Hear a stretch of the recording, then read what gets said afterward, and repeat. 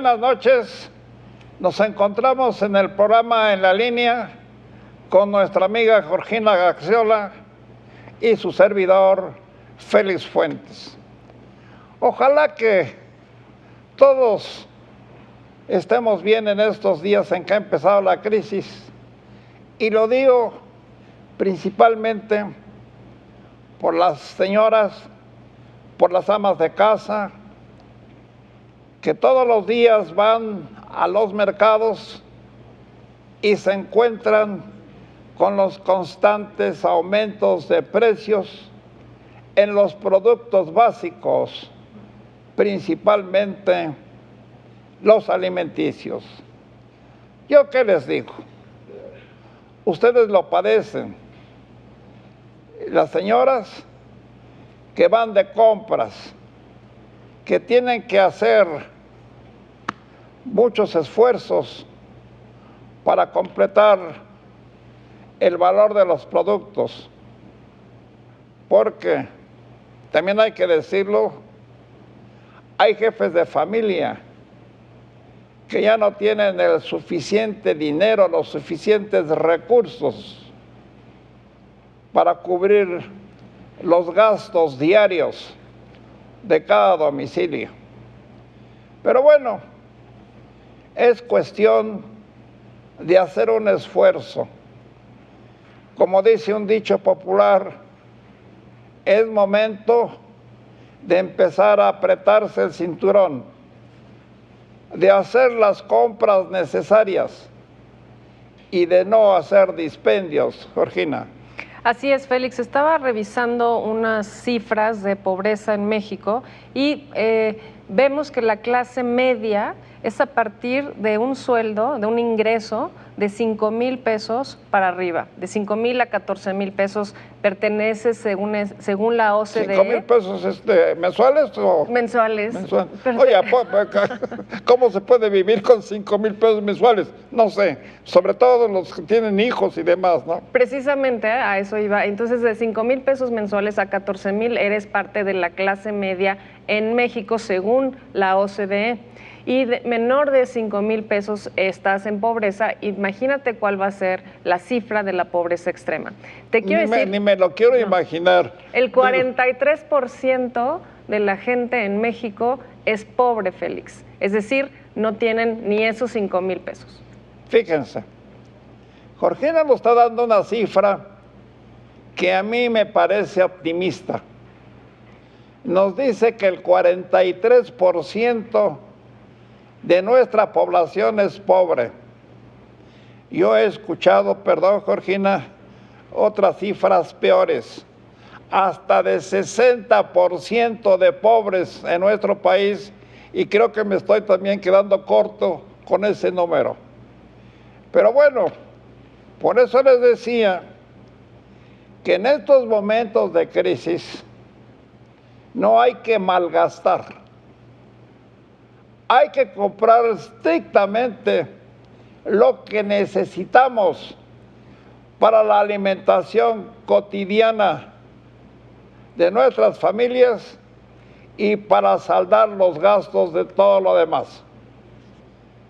Como que llega el momento en que debemos de abstenernos de comprar ropa cara, zapatos caros, en fin. Yo digo que hay que tener cuidado con esto, porque los comerciantes en general, sobre todo los que más tienen contacto con la gente que compra, se ponen abusivos en estas condiciones. Como tienen mucha demanda luego de sus productos, cuando es tiempo de crisis, pues entonces, como dice otra frase popular, ellos se ponen las botas, aumentan los precios y no les importa que mucha gente de bajos recursos tenga los problemas y las consecuencias. Georgina, hemos estado escuchando que el gobierno federal hace esfuerzos por superar esta situación. Y yo les digo, con quienes he platicado, que ya el gobierno federal en estos momentos ya tiene muy poco que hacer, porque ¿cómo puede evitar que si el azúcar costó hoy X número de pesos, mañana cueste el doble o menos, o más, quiero decir, y que eso suceda con algunos otros productos? No es posible que el gobierno pueda resolver estos problemas. No, y sobre todo algunos productos que son básicos que importamos, por ejemplo, importamos gran parte del maíz que consumimos y que eso lo hace todavía más caro.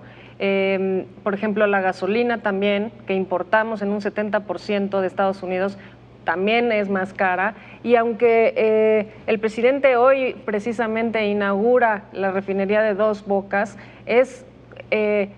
será un problema en el futuro porque va a ser todavía más caro refinar gasolina en México en vez de vender ese petróleo al exterior. Entonces, estos próximos años, Félix, con esta inflación derivada de la pandemia, de la guerra con Rusia, va a durar un par de años más. Y uno de los elementos también que tenemos que tomar en cuenta es pagar nuestras deudas.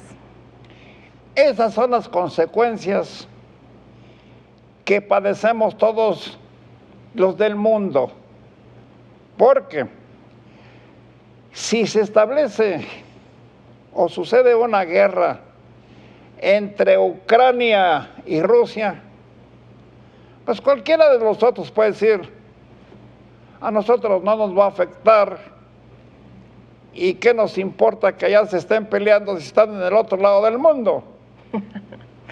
Pues desgraciadamente no es así, porque de alguna manera estamos ligados sobre todo en los consumos. Hemos visto y oído en estos días que Rusia, por ejemplo, ha cancelado sus ventas de gas LP. Hemos visto que los franceses y los ingleses también procuran abastecerse de los elementos básicos para no depender de las compras de Rusia y de otras naciones como son los Estados Unidos.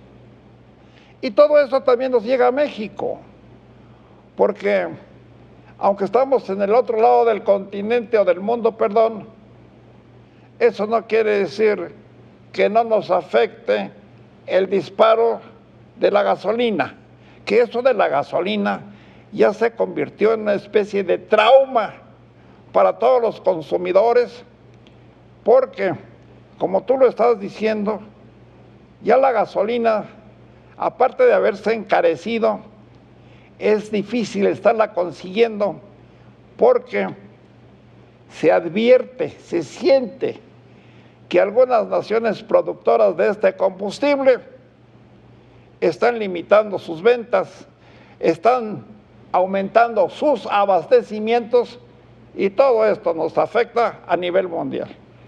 Si la gasolina es cara, todo es más caro. El transporte, por ejemplo, y con eso cuesta más llevar las cosas, los productos mismos suben de precio.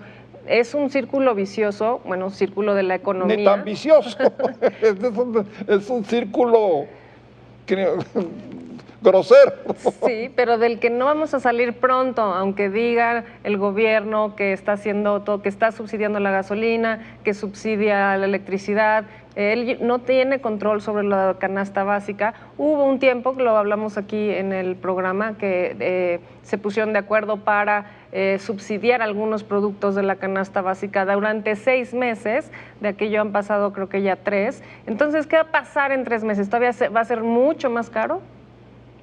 Los pronósticos de los que presumen que saben es de que vamos a tener mucho que padecer en los meses por venir, porque va a haber escasez, como ya lo estaba diciendo Georgina, de combustibles como es la gasolina, que la gasolina, como decía yo hace un momento, ya se convirtió en un trauma para todos los que dependemos de este producto, porque aumentan y aumentan y aumentan los precios de las gasolinas, de los aceites y de todo lo demás.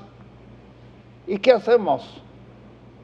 Los que tenemos vehículos, pues pagar todo lo que se nos apliquen los comerciantes con los que tenemos una relación permanente. Y esto, quién sabe cuánto pueda durar.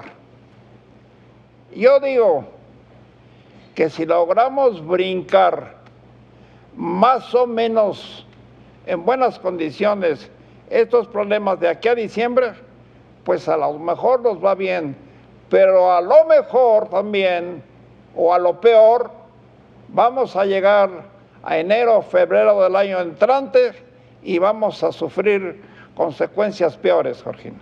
Y por eso te decía, precisamente en la idea de diciembre y después el año que viene, que es la cuesta de enero, digamos, es muy importante que la gente pague sus tarjetas de crédito o que pague los créditos que tiene, para que el crédito cada vez va a ser más caro. Y entonces, aunque este año más o menos siga siendo un poco estable, digamos, para el año que viene va a ser más difícil porque va a ser una deuda mucho más cara y este es el momento, estamos el 1 de julio, para empezar a eliminar una deuda que el próximo año va a ser muy difícil de pagar.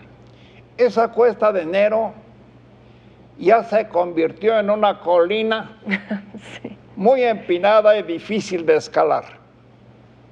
Entonces, lo que podemos hacer, pero todos los que podamos hacerlo, es restringir nuestros gastos en lo posible para no dar lugar a que los comerciantes que nos venden directamente a cada uno de nosotros estén haciendo de las suyas, subiendo y subiendo los precios cada vez que quieren, porque pues ellos se ven obligados a elevar sus costos y a elevar los precios, porque también los compran caros, pero a muchos se les pasa la mano y entonces ahí es cuando entran los problemas y las graves consecuencias para los consumidores. La gente no tiene dinero para comprar esas mercancías, así es que eventualmente llegará un momento en el que el propio mercado, el que lo venda, no, el comerciante no va a poder vender caro tampoco sus productos. Así que preparémonos para recibir el próximo año. Preparémonos desde ahora, porque si vienen esos tiempos difíciles que nos están pronosticando los economistas, pues cuidado, no sea que nos vayan a agarrar con los dedos prensados en las puertas, como se dice, y no podamos después seguir adelante. Muchas gracias por su atención, se nos fue el tiempo y que tengan ustedes muy buena noche, Jorge. Buenas noches, Félix.